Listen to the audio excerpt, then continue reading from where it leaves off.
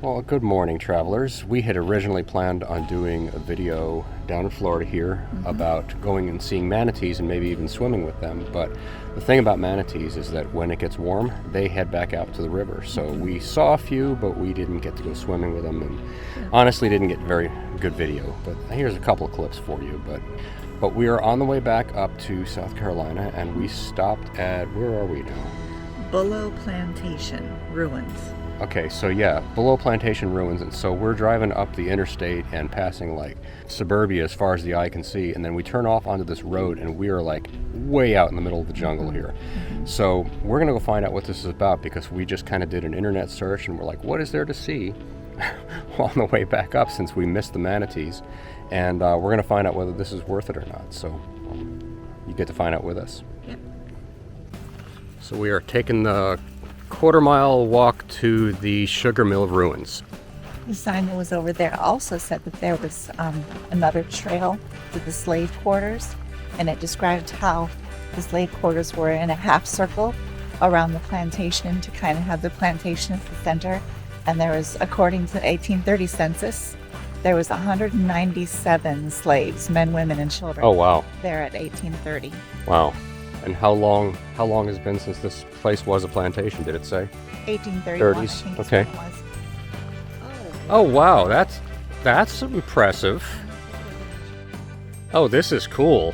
Wow. Did not expect that. Very cool. I was not expecting anything this neat. Hey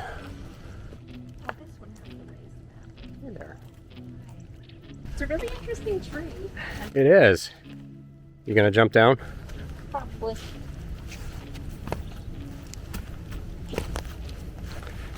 That is an amazing shot, actually. I'm gonna have to get that with my camera.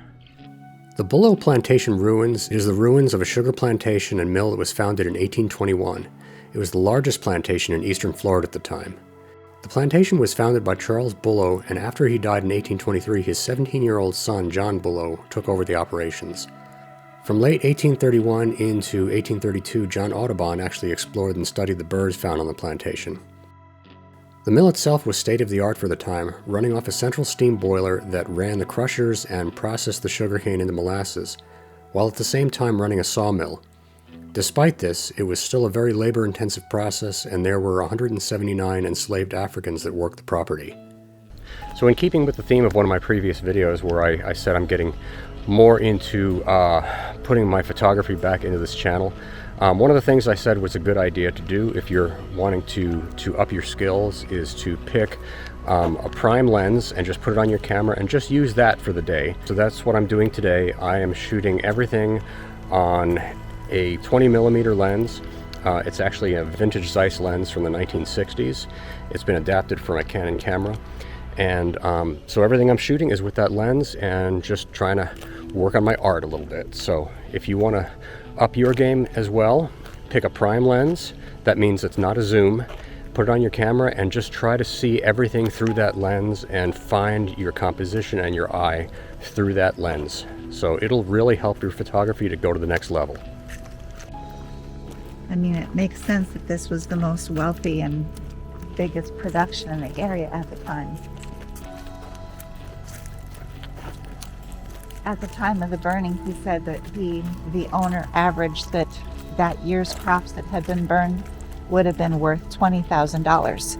That's in 1830. That's got to be millions by now. Yeah. Wow.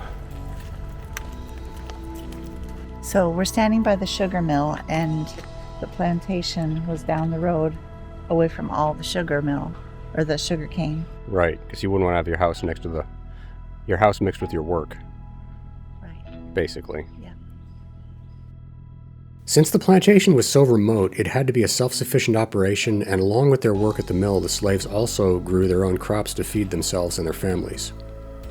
Though the Bulows had an amicable relationship with the local Seminole Indians, the souring relationship between the Seminoles and the federal government caused the downfall of the plantation, and it ended up being abandoned and destroyed around 1836 during the Seminole War. Today there is nothing left of the plantation house, but the ruins of the sugar mill still stand and are very impressive. Today the site is a historic park that sits on the Bulow River. I don't know whether it was the rainy weather or the fact that we were there early on a Sunday morning, but we were literally the only people there and had the whole place to ourselves. There are hiking trails and lots of historical markers to read, as well as a small building containing artifacts.